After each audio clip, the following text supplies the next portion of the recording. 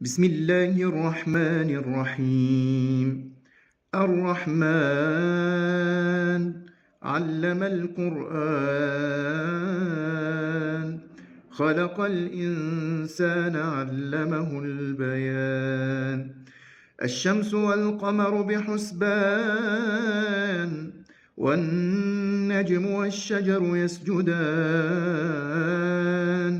والسماء رفعها ووضع الميزان ألا تطغوا في الميزان وأقيموا الوزن بالقسط ولا تخسروا الميزان. والأرض وضعها للأنام، فيها فاكهة والنخل ذات الأكمام، والحب ذو العصف والريحان. فبأي آلاء ربكما تكذبان؟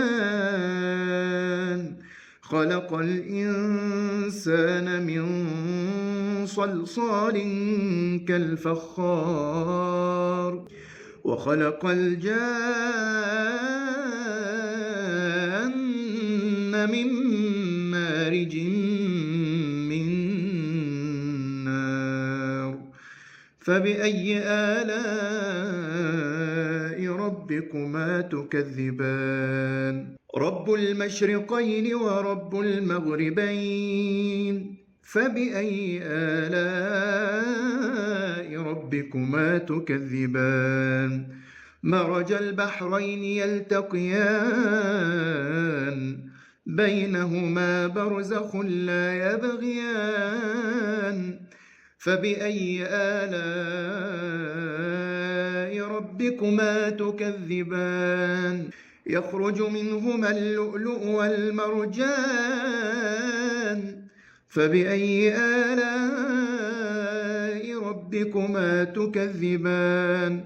وله الجوار المنشآت في البحر كالأعلام. فبأي آلاء ربكما تكذبان؟ كل من عليها فان، كل من عليها فان، ويبقى وجه ربك ذو الجلال والإكرام. فبأي آلاء ربكما تكذبان؟ يسأله من في السماوات والأرض، كل يوم هو في شأن. فبأي آلاء ربكما تكذبان؟ سنفرغ لكم أيها الثقلان. فبأي آلاء ربكما تكذبان؟ يا معشر الجن والإنس إن استطعتم أن تنفذوا من أقطار السماوات والأرض فانفذوا، لا تنفذون إلا بسلطان. فبأي آلاء ربكما تكذبان؟ يرسل عليكما شواظ من نار ونحاس فلا تنتصران. فبأي آلاء ربكما تكذبان؟ فإذا انشقت السماء فكانت وردة كالدهان. فبأي آلاء ربكما تكذبان؟ فيومئذ لا يسأل عن ذنبه إنس ولا جان. فبأي آلاء ربكما تكذبان؟ يعرف المجرمون بسيماهم فيؤخذ بالنواصي والأقدام فبأي آلاء ربكما تكذبان هذه جهنم التي يكذب بها المجرمون يطوفون بينها وبين حميم آن فبأي آلاء ربكما تكذبان ولمن خاف مقام ربه جنتان فبأي آلاء ربكما تكذبان ذواتا أفنان فبأي آلاء ربكما تكذبان فيهما عينان تجريان فبأي آلاء ربكما تكذبان فيهما من كل فاكهة زوجان فبأي آلاء ربكما تكذبان متكئين على فرش بطائنها من استبرق وجنى الجنتين دان فبأي آلاء ربكما تكذبان فيهن قاصرات الطرف لم يطمثهن إنس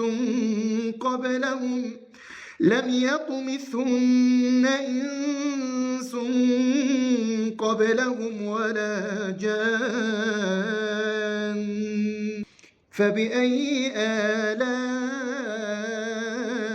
ربكما تكذبان كأنهن الياقوت والمرجان فبأي آلاء ربكما تكذبان هل جزاء الإحسان إلا الإحسان فبأي آلاء ربكما تكذبان ومن دونهما جنتان فبأي آلاء ربكما تكذبان